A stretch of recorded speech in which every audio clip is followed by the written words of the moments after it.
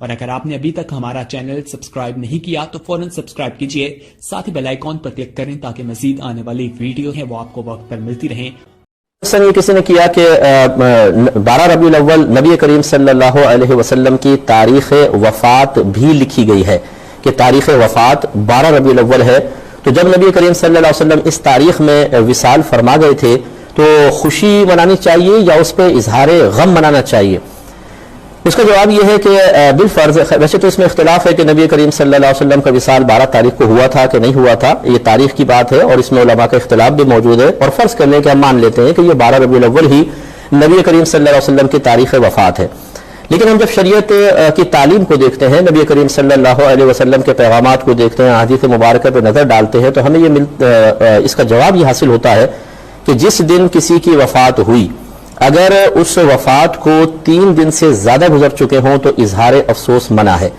بخاری کی روایت رحمت کونین صلی اللہ علیہ وسلم نے ارشاد فرمایا کہ کسی عورت کے لیے حلال نہیں، جائز نہیں کہ وہ کسی کی بھی موت پر 3 دن سے زیادہ سوگ منائے۔ ہاں، وہ شوہر کی موت پر 4 ماہ 10 دن سوگ منائے گی۔ تو یہ ویسے تو عورتوں کے بارے میں، لیکن مطلق علماء نے فرمایا کہ یہ پیغام ہر ایک کے لیے ہے کہ 3 دن گزر جائیں تو پھر کسی کا سوگ نہیں منایا جائے گا، لہذا معلوم ہوا کہ سوگ منانا تو نبی کریم صلی اللہ علیہ وسلم نے منع فرما دیا۔ اب سوال یہ پیدا ہوتا ہے کہ کیا 12 ربیع الاول کو خوشی منانا جبکہ وہ تاریخ وفات بھی ہو، یہ جائز ہے؟ تو اس کا ثبوت بھی حدیث سے موجود ہے کہ جی ہاں، یہ بالکل جائز ہے۔ نبی کریم صلی اللہ علیہ وسلم نے ارشاد فرمایا کہ جمعے کا دن وہ دن ہے کہ جس میں اللہ تبارک و تعالی نے آدم علیہ السلام کو پیدا فرمایا اور اسی دن آپ کی وفات ہوئی۔ یہ دیکھیں، وفات کا ذکر کیا، اور اب دوسری حدیث میں نبی کریم صلی اللہ علیہ وسلم ارشاد فرما رہے ہیں کہ اللہ تعالیٰ نے جمعے کو مومنین کے لیے عید کا دن قرار دیا ہے۔ اب آپ اندازہ کر لیں کہ آدم علیہ السلام فوت ہو رہے ہیں، جس دن اللہ تعالیٰ اسے عید کا دن قرار دے رہا ہے، اور عید کے دن آپ کو پتہ ہے کہ خوشی کا اظہار ہے، عید کے دن خوشیاں لوٹ کے واپس آتی ہیں، اس لیے یہ عید عود سے نکلا ہے، بعض نے یہ کہا۔ تو خلاصہ کلام یہ ہوا، اب ان دونوں روایات کو ملا کر نتیجہ نکلا کہ اگر بالفعل 12 ربیع الاول نبی کریم صلی اللہ علیہ وسلم کی تاریخ وفات بھی ہوتی تو سوگ کی اجازت نہیں ہے۔ ہاں، چونکہ یہ آپ کی تاریخ پیدائش بھی ہے، اس میں بہت سارے علماء جمہور اس پر ہیں بلکہ کہ یہ 12 ربیع الاول تاریخ پیدائش ہے، بعض نے 9 ربیع الاول بھی لکھی ہے، لیکن 12 پہ جمہور ہیں۔ تو تاریخ پیدائش پر خوشی منانے کا تو ہمیں ثبوت حاصل ہوتا ہے، لیکن سوگ منانا منع ہے، لہٰذا اس میں کوئی حرج نہیں ہے کہ اللہ تبارک و تعالیٰ کے حکم کی تکمیل میں انسان خوشی کا اظہار کرے۔ ایک وسوسہ یہ بھی پیدا ہو سکتا ہے کہ یہ ایک بدعت ہے کہ نبی کریم صلی اللہ علیہ وسلم نے نہ اس طرح کیا ہے، نہ اس کا حکم دیا، نہ صحابہ کرام علیہم رضوان نے اسے کیا، نہ اس کا حکم دیا، تو پھر ایک ایسا نیا کام کہ جو پہلے دور میں نہیں ہوا اسے کرنا کیسا ہے؟ یہ تو بدعت ہے، اور نبی کریم صلی اللہ علیہ وسلم کا فرمان ذیشان ہے کہ کل بدعت ضلالہ وکل ضلالۃ فی النار، ہر بدعت گمراہی ہے اور ہر گمراہی جہنم میں لے جانے والی ہے۔ تو معذاللہ نتیجہ نکلا کہ میلاد مصطفیٰ صلی اللہ علیہ وسلم پر خوشی کا اظہار کرنا، اس کے لیے اس طرح یہ اجتماعی طور پہ اہتمام کرنا بدعت ہے، اور جو اس بدعت کو اختیار کرے گا وہ جہنم میں جائے گا۔ اس کا جواب یہ ہے کہ پہلے یہ فیصلہ کر لیا جائے کہ یہ کون سی بدعت ہے اجتماعی طور پہ۔ پہلے میں چلیں یوں آپ کو عرض کر دیتا ہوں کہ یہاں 2 چیزیں ہیں۔ ایک ہے کہ جو میلاد مصطفیٰ صلی اللہ علیہ وسلم پر یہ ان 12 دنوں میں جو معمولات اختیار کیے جاتے ہیں، ان سب کی انفرادی حیثیت، علیحدہ کر لیں ان کو۔ مثال کے طور پہ کھانا کھلانا، سرکار کی پیدائش کے واقعات، سرکار کے مناقب بیان کرنا، آپ کے لیے محافل کا انعقاد، جھنڈے لگانا، لائٹنگ کرنا، جلوس نکالنا، یہ تمام تقریباً چیزیں ہوتی ہیں، ان کو آپ علیحدہ کر لیجئے، اور آپ یہ دیکھیں گے کہ یہ تمام چیزیں کہیں نہ کہیں قرآن یا حدیث سے ثابت ہوں گی، لہٰذا بدعت کا سوال ہی نہیں ہے۔ مثال کے طور پہ کھانا کھلانا، کیا نبی کریم صلی اللہ علیہ وسلم نے اس کی ترغیب نہیں دی ہے؟ اس کے فضائل ذکر نہیں کیے گئے ہیں؟ بالکل کیے گئے ہیں۔ تو یہ معلوم ہوا کہ یہ تو سرکار کے حکم کی تکمیل ہے۔ پھر اسی طریقے سے سرکار کی ولادت کے واقعات خود آپ نے بیان فرمائے، تاریخ کی کتابیں بھری ہوئی ہیں، حدیثوں کے اندر موجود ہیں۔ آپ کے فضائل مناقب یہ قرآن مجید میں خود اللہ تبارک و تعالیٰ نے بیان فرمائے، تو یہ جب بیان ہو چکے، پہلے ان کا ثبوت اور سراغ موجود ہے، تو پھر یہ کوئی نئی چیز تو نہ ہوئی۔ نبی کریم صلی اللہ علیہ وسلم کے معجزات کا تذکرہ کتب حدیث میں بھرا ہوا ہے۔ اسی طریقے سے لائٹنگ وغیرہ کرنا یہ اظہار خوشی کا ایک طریقہ ہے، اور یہ اسی قل بفضل اللہ وبرحمتہ فبذلک فلیفرحوا کے تحت آئے گا کہ اگرچہ اس طریقے سے نبی کریم صلی اللہ علیہ وسلم کے دور مبارکہ میں موجود نہ تھا، لیکن ہر دور میں جو خوشی کے اظہار کا طریقہ ہو اور اسے قرآن و حدیث نے منع نہ کیا ہو، وہ اسی آیت کے تحت آئے گا۔ جیسے ہمارے شادی بیاہ کے اندر بہت سارے خوشی کے اظہار کے ایسے طریقے اپنائے جاتے ہیں، کہ اگر آپ ان کا ثبوت قرآن یا حدیث سے ڈھونڈنے کے لیے جائیں تو آپ کو نہیں ملے گا. اسی طرح کسی کی فتح پہ خوشی کا اظہار ہوتا ہے مختلف انداز سے، اگر آپ بعینی اس کا ثبوت قرآن و حدیث سے تلاش کرنے کی کوشش کریں گے تو نہیں ملے گا. تو اس کے لیے اتنی ہی اصل کافی ہے کہ اللہ تبارک و تعالیٰ نے خوشی کے اظہار کی اجازت دی ہے، اور اس کے لیے پھر دلیل ہر دور میں وہ عرف بنے گا کہ جو وہاں پر ایسا عرف قائم ہو خوشی کے اظہار کا جو قرآن و حدیث کے خلاف نہ ہو، اسے اس آیت کے تحت ہی آپ داخل کر سکتے ہیں. آپ اپنے قریبی علماء سے معلوم کریں، انشاءاللہ وہ آپ ہماری اس بات کی تائید کریں گے. اس کے بعد جلوس نکالنا جیسے ہے مثال کے طور پر، یہ جلوس اصل میں اس جلوس کی یاد میں نکالا جاتا ہے یا اس کی مشابہت اختیار کی جاتی ہے جو نبی کریم صلی اللہ علیہ وسلم نے بعد ہجرت مکہ المکرمہ سے مدینہ منورہ آتے ہوئے جب ایک جلوس کی شکل میں آپ مدینہ میں داخل ہوئے تھے تو جو ایک حیات اس وقت قائم ہوئی تھی، اس حیات کو قائم کرنے کی مسلمان کوشش کرتے ہیں. نبی کریم صلی اللہ علیہ وسلم جب تشریف لائے مدینہ کے قریب پہنچے تو حضرت بریدہ اسلمی رضی اللہ تعالی عنہ جو اس وقت تک ایمان نہیں لائے تھے اور کفار کی طرف سے قائم کردہ انعام کے لالچ میں نبی کریم صلی اللہ علیہ وسلم کو معاذ اللہ گرفتار کرنے کے لیے آئے تھے. جب یہ سامنے پہنچے تو رحمت کونین صلی اللہ علیہ وسلم نے زمین سے فرمایا، اے زمین اس کو پکڑ لے. تو ان کے گھوڑا گھٹنوں تک زمین میں دھس گیا. وہ گھبرا گئے اور انہوں نے نبی کریم صلی اللہ علیہ وسلم سے معافی طلب کی کہ میں معذرت چاہتا ہوں کہ میں نے آپ کو اس طرح میں نے آپ کے لیے ارادہ کیا، میں واپس چلے جاؤں گا، آپ مجھے چھوڑ دیں. رحمت کونین صلی اللہ علیہ وسلم نے زمین سے فرمایا اس کو چھوڑ دے. زمین نے چھوڑ دیا. وہ پلٹے لیکن پھر دل میں خیال آیا کہ شاید ہی ویسی ہو گیا ہوگا، چلو پھر میں پکڑتا ہوں. پھر ارادے سے پلٹے، نبی کریم صلی اللہ علیہ وسلم نے وہی سابقہ حکم فرمایا، زمین میں پکڑا. پھر ریکویسٹ آئی، سرکار نے پھر کرم فرمایا اور ان کو چھوڑ دیا. تو حضرت بریدہ اسلمی رضی اللہ تعالی عنہ سمجھ گئے کہ یہ کوئی جادو ٹونا نہیں ہے بلکہ واقعی آپ اللہ کے نبی ہیں اور یہ معجزے کا اظہار ہے. لہٰذا آپ نے کہا یا رسول اللہ میرے 70 ساتھی میرے ساتھ ہیں، میں چاہتا ہوں آپ ہماری بیعت لیں اور ہم سب کو مسلمان کریں. سرکار صلی اللہ علیہ وسلم نے ان سب کو مسلمان کیا.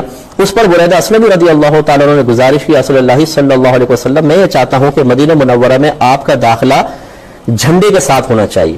سرکار نے اجازت مرحمت فرمائی تو آپ نے اپنا امامہ کھولا اور اسے نیزے پہ باندھا اور اس طرح اوپر کیا تو ایسا جیسے ایک جھنڈا سا ہو گیا. وہ آگے کے چلتے تھے، 70 صحابہ ساتھ تھے، نبی کریم صلی اللہ علیہ وسلم اور صدیق اکبر رضی اللہ تعالیٰ عنہ اس طرح آگے بڑھے اور پھر دیگر صحابہ جب مدینہ قریب پہنچے وہ بھی اس جلوس میں شامل ہوئے. اب ایک طرف بچیاں ترانے گا رہی تھیں، طلع البدر علینا من ثنیات الوداع وجب الشکر علینا ما دعا للہ داعی. اور صحابہ کرام عورتیں بچے گھروں پہ ہیں اور پہاڑیوں کے پیچھے درختوں کے پیچھے لبیک یا رسول اللہ کے نعرے لگ رہے ہیں. تو آپ اندازہ کریں، ذرا غور و تفکر کریں کہ اس جلوس کی حیت اور جو آج جلوس نکالا جاتا ہے اس میں آپ کو بہت زیادہ مشابہت نظر آئے گی. میں مشابہت تامہ تو نہیں کہوں گا کہ آج نبی کریم صلی اللہ علیہ وسلم جسمانی لحاظ سے ہمارے درمیان جلوہ افروز نہیں ہے، لیکن بہرحال اس کی مشابہت ضرور نظر آئے گی. تو اس جلوس کی یاد میں مسلمانی جلوس نکال رہے ہیں تو اس کی اثر سے قرار دیا جا سکتا ہے تو بدعت تو نہ ہوئی. اسی طریقے سے اور جو دیگر اہتمام جیسے محافل وغیرہ کے انعقاد ہوئی، بچے نے بھی کویسچن کیا تھا نعتیہ محافل. اگر آپ تھوڑا سا غور کریں تو جب کفار نے نبی کریم صلی اللہ علیہ وسلم کی بسا اوقات ہجوف کی، آپ کے لیے ایسے شعر لکھے تو نبی کریم صلی اللہ علیہ وسلم نے حضرت حسان بن ثابت رضی اللہ تعالیٰ عنہ کے لیے خاص طور پہ مسجد میں ممبر قائم فرمایا اور فرمایا کہ حسان ہماری طرف سے ان کو جواب دیں. تو اشعار کی شکل میں حسان بن ثابت رضی اللہ تعالیٰ عنہ نے جواب دیے. سرکار اور صحابہ کرام جلوہ فروز آپ جواب دے رہے. تو یہ ایک نعتیہ محافل کیسا ایک سما ہے کہ جو آج قائم ہوتا ہے، اس طریقے اس کی یاد آج بھی قائم ہو رہی ہے. تو معلوم ہوا کہ انفرادی طور پہ تو ہر چیز کا کوئی نہ کوئی ثبوت آپ کو کہیں نہ کہیں ملے گا، لہذا کوئی بھی چیز اپنی اصل کے اعتبار سے بدعت نہیں ہے. اس پہ کلام کرتا ہوں. یہ قول المنتظر. السلام علیکم. خلاصہ کلام یہ ہوا کہ دیکھیں میلاد مصطفیٰ صلی اللہ علیہ وسلم پر جو امور اختیار کیے جاتے ہیں اگر ان سب کو آپ انفرادی طور پہ دیکھیں تو کسی نہ کسی کا کہیں نہ کہیں کوئی نہ کوئی ثبوت قرآن سے یا حدیث سے ملے گا یا اس کی اجازت قرآن یا حدیث سے ملے گی. لہٰذا انفرادی اعتبار سے ان میں سے کسی بھی چیز کو بدعت کہنا صحیح نہیں ہوگا. بہت سو کی اولاد جو گندی حرکتوں میں ملوث ہو جاتی ہے، خراب کام کرتی ہے، اس کی ایک وجہ یہ ہوتی ہے کہ باپ اپنی اولاد کے پیٹ میں جو اتار رہا ہوتا ہے وہ غلط قسم کا اتار رہا ہوتا ہے. اور اس پہ المیہ یہ کہ پھر ہمارا دعویٰ یہ ہوتا ہے کہ ہم تو بھائی رزق حلال کھلا رہے ہیں اپنے بچوں کو. ایک دعویٰ ایک صاحب کو کہا کہ درس قرآن میں تشریف لائیں. کہنے لگے مفتی صاحب ٹائم ہی نہیں ہوتا، بیوی بچوں کے لیے رزق حلال کمانا بھی تو عبادت ہے. تو میں نے کہا کمانا بھی عبادت ہے یا کمانا ہی عبادت ہے؟ اس کی وضاحت کریں ذرا. پھر میں نے دائرہ ادب میں رہ کے پوچھا اچھا بتائیں رزق حلال کسے کہتے ہیں، رزق حرام کی تعریف کیا؟ تو تھوڑی دیر سوچتے رہے. انہوں نے اپنی باطنی ڈکشنری میں تلاش کرنے کی کوشش کی لیکن جواب نہ آیا. تو انہوں نے کہا جی اچھا آپ بتائیں. میں نے کہا کما آپ رہے ہیں بتاؤں میں؟ بس یہی احساس و شعور بیدار کرنا مقصود ہے کہ پیسے کی مقدار کو مت دیکھیے. اپنے قریبی وہ دوست جو عرصے دراز سے حرام کھا رہے ہیں ان کے سمجھانے کی طرف نہ جائیں کہ وہ آپ کو کہے مولویوں سے نہیں معلوم کرنا، یہ تو مروائیں گے. بیٹھ میں سمجھاتا ہوں. اپنے بھائی کو دیکھ، منہ دیکھ بھائی کا، حرام کھا کھا کے کیسا ہو گیا. کوئی فرق پڑا؟ تو بھی حرام کھا، کوئی بات نہیں، نحوست منہ پر آئے گی، کیا ہوا، کھاؤ حرام. ہم کہتے ہیں یار بات صحیح ہے، بڑا ہمدرد آدمی ہے، چائے بھی پلاتے ہیں، کھانا بھی کھلاتے ہیں. پھر وہ سمجھاتا ہے کہ اللہ اس کے رسول کے قانون کی پامالی کیسے کرنی ہے، اللہ اس کے رسول کی حدود کو پھلانگنا کیسے ہے، اپنے آپ کو بری موت پر پیش کیسے کرنا ہے، عذابات قبر کو دعوت کیسے دینی ہے، میدان معاشر کی ذلت و رسوائی حاصل کرنے کا طریقہ کیا ہے، جہنم کا راستہ طے کرنا اور اپنے لیے جنت کے راستے بند کرنے کا طریقہ کیا، میں سمجھاتا ہوں. اور المیہ یہ ہے کہ آخر میں یہ نہیں کہ ہم کہیں نکل باہر نکل، ہم کہتے ہیں یار تو بہت اچھا دوست، بہت شکریہ یار، بہت شکریہ. پھر جا کے گھر میں زوجہ کو بتاتے ہیں آج تو بڑا بہترین ایک آئیڈیا حاصل ہو گیا، وہ مسٹر حرام خور آیا تھا، اس نے بتایا تھا. معذرت یہ لفظ استعمال کرو، ناراض مت ہوئیے. بیوی کہتی ہائے قربان جاؤ بھائی کے، اتنا اچھا دوست، بس تم کر لو. اور اگر آپ کہیں کہ نہیں مجھے تھوڑا شبہ ہو رہا ہے، ارے بھاڑ میں گیا شبہ، کب تک تمہارا ساتھ دیتی رہوں میں، نہ گھر میں کھانے کو ہے نہ میرے پہننے کو، تو پرانا جوڑا 4 سال سے پہن رہی نظر نہیں آ رہا. آپ کہتے ہیں نہیں بات تو ٹھیک ہے، بس خاموش، جو میں نے کہہ دیا کرو کرو کرو کرو.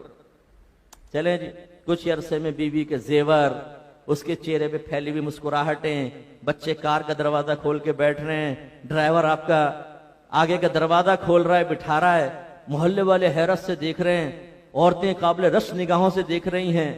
محافل کے اندر مرکزی جگہ آپ کو حاصل ہو گئی جی، پیسے کی وجہ سے نام ہو گیا. لیکن میدان محشر میں جب آدمی پکڑا جائے گا تو پھر اس کو ندامت ہوگی بہت زیادہ. یہی لوگ ہوں گے ان کے سامنے پکڑا جائے گا. اس لیے میرے پیارے بھائیوں، کوشش کریں کہ حرام طریقے سے کسی کا مال حاصل نہ کریں، مال حاصل نہ